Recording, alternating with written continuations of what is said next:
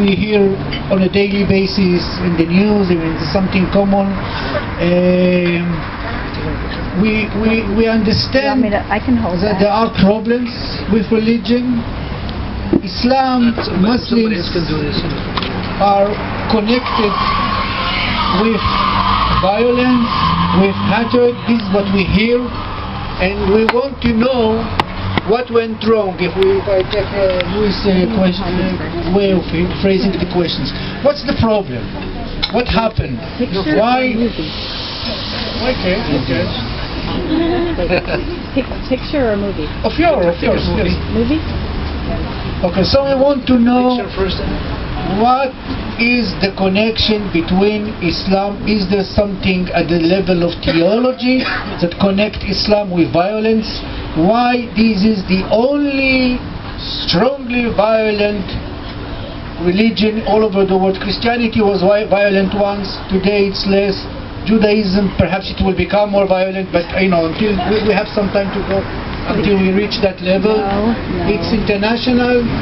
What can you tell someone who tells you, look, Islam is violence, Islam is jihad? So I think this is the nice question to start with.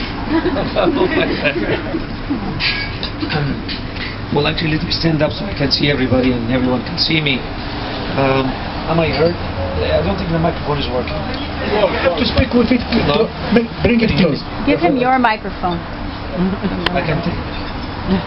Hello? Okay, good. So now you can hear me better. I want to thank Dr. Meir for the nice introduction, and thank you everybody for coming on this cold night to to this. I must admit, this is very unconventional setting. I mean, very untraditional, and it's almost scandalous for me to be here. Yeah, that's how I feel. Because you don't get a sheikh to come to a cafe to talk about religion. But at the request of, I had to honor my good friend here, Professor Meir, and come and be with you this evening. So the question posed was, why are we hearing in the news that violence is correlated with Islam and Islam is correlated with violence? We really don't have to go very far to find that out, because over the last 20 years most of the conflicts in this area and other areas were in Muslim majority countries, for one reason or another, whether it's the war in Iraq and Afghanistan, before that the war between Iraq and Iran, we had Bosnia, we had many other places. The Muslims feel a sense of frustration. They feel a sense of a lost identity. So Muslims feel hurt, and because they feel hurt, they are resorting to anger and violence. We have a saying in English that hurt people hurt people. When you are hurt, you tend to deflect your hurt by trying to hurt others. And I don't know how far back it started, but the last time the Muslims had a khilafah in Turkey, in Istanbul. What's that? Maybe you should have tea. I should have tea, yes. Maybe I should order some tea. I've been talking a lot. Can we get a cup of tea here, please? Thank you. So, when the khilafah was dismantled in 1917, Muslims have pretty much agreed with that khilafah going away, and the countries that the khilafah controlled were divided into smaller countries. Of course, all of North Africa, Arabia, of course India and Iran and all that they were divided before that. At any rate, secular humanist theology was the predominant way to think in the world. I am sure if we did this gathering, and I was a Muslim and you are Jews, and we did it here in this cafe 20 years ago, 30 years ago, we would not have a security guard standing here. We would not need a security guard to stand here. And we would be feeling safe, because 30 years ago, 40 years ago, Muslims did not feel that they are threatened. Now, today they do feel they are threatened, because many of the conflicts tend to touch them, and they in turn resorted to what we commonly call political Islam. You may hear that coined term in papers and so forth. And political Islam, thank you, is built on 4 pillars. Let me tell you what they are.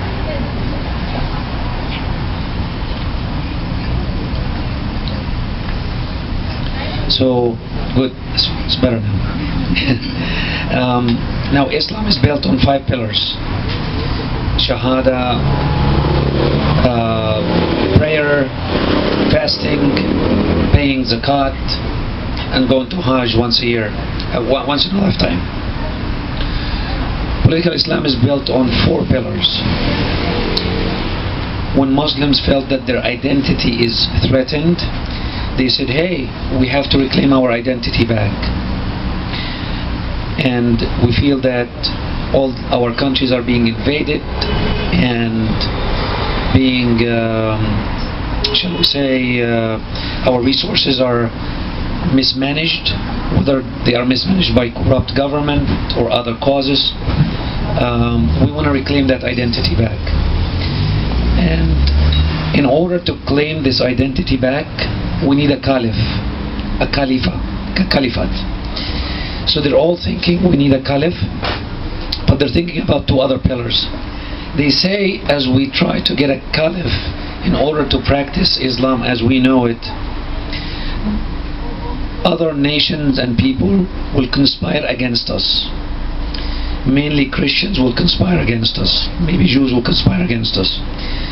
So the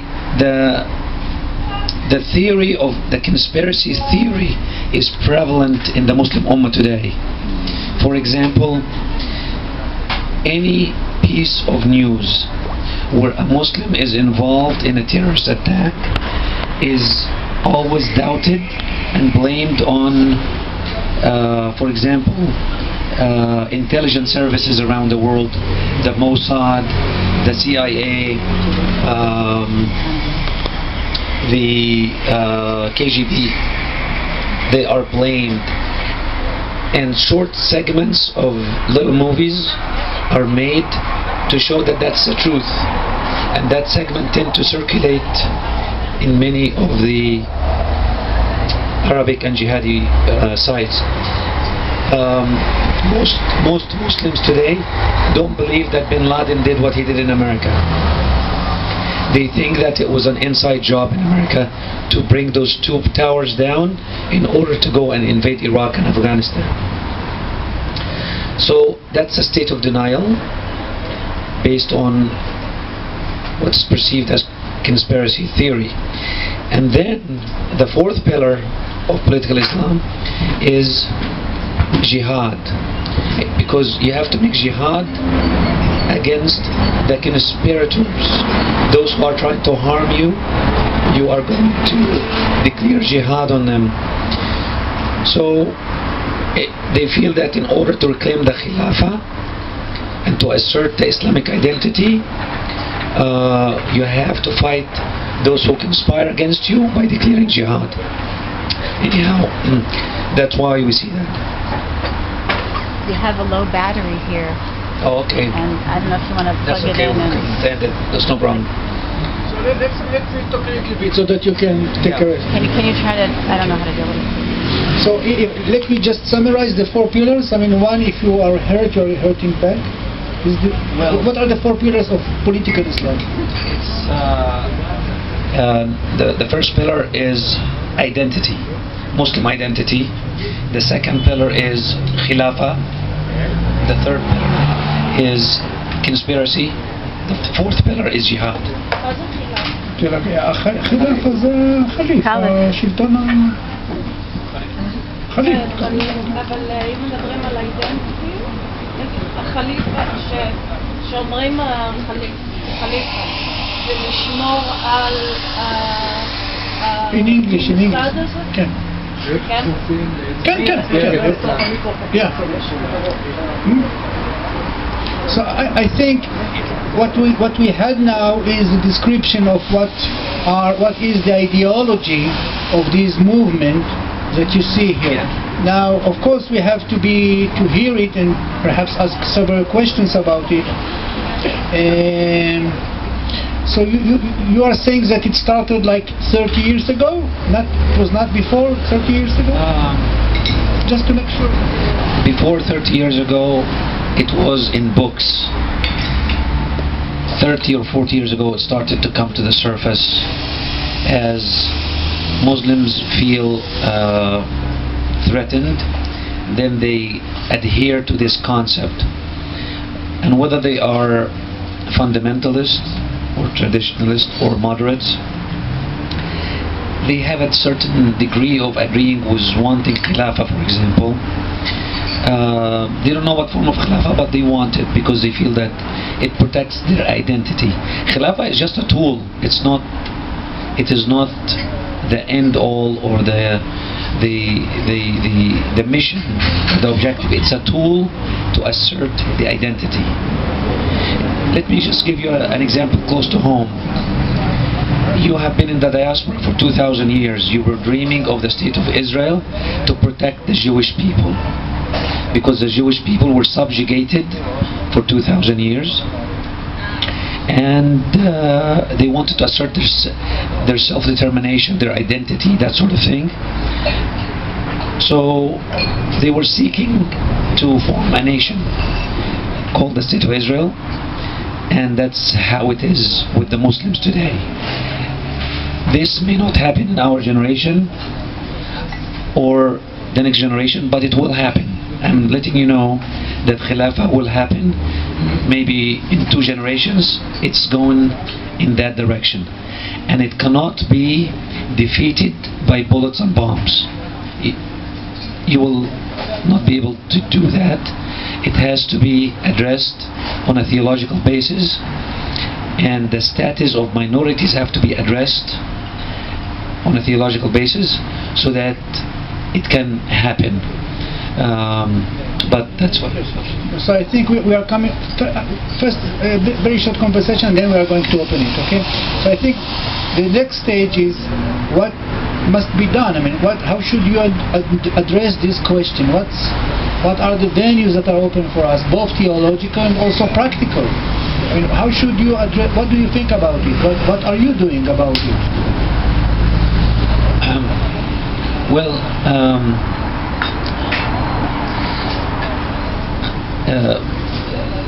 There are conflict in everywhere in the Muslim world to a certain extent, because there are politicians who are perceived by their Muslim constituents as corrupted, and they are also perceived by their Muslim constituents as being supported by the West. They're perceived that way. So as they are resorting to their books to say how we can fight this, and they're coming to this conclusion, as a scholar, I cannot stand in front of a train that's coming and fight that train. But what I can do is mitigate the damage, because there will be damage. I'm sorry to be saying that there will be damage, because there's 1.5 billion Muslims out there, and they are just waking up gradually to say, oh, we've been oppressed for so long, we're going to take matters in our own hands. And that's the problem. And the West doesn't have a one Muslim figure to hold accountable for what happens.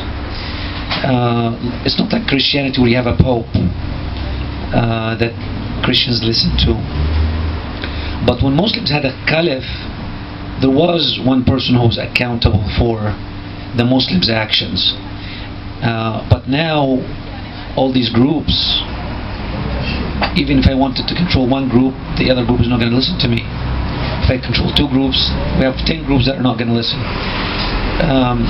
So, the theology upon which the Khilafah is based, one has to understand that theology and address it in a way that brings peace. Because I still think, having said all that, I still think that peace is possible by intelligent people who reason with political Islam. And to do that, I encourage all of you to read the Quran. I'll send a copy of it, PDF, to Professor Meir. In Hebrew it's available, in English it's available, and you will know for yourself how the other side think, and you will be able to develop argument that you are not really kufar, because now you are considered kufar, which means that you are not people of religion, which means that you are free game. You either kill them or they kill you. So in order to change that picture, I wrote in my dissertation work, in my PhD thesis, that the people of Israel are al-Mahasefir. They are Ahlu Kitab, people of the book, and they should not be considered as kufar. And that's the only hope someone like me would hope for, those jihadi minded individuals, because if they consider you as kufar, then they are obliged to fight you. They're obliged, they have no choice. But if they consider you as people of the book, then they can say, okay, they're people of the book, we don't have to fight them, there are ways to work with them. The second item is this land. In their theology, this is Holy Land. Palestine is used to just make a political statement against Israel, but in their theology this is Holy Land, and Holy Land is holy to all three traditions. If you tell them no, it's Israel, what that means is you want it only for Jews and Christians. In their mind, Israel means Jews and Christians. It doesn't mean only Jews, by the way. In their mind, Israel means Jews and Christians, but it excludes Islam, it excludes Muslims. So your insistence on this being Israel, Israel and all that, is a form of antagonism for these people. And while we're sitting here, they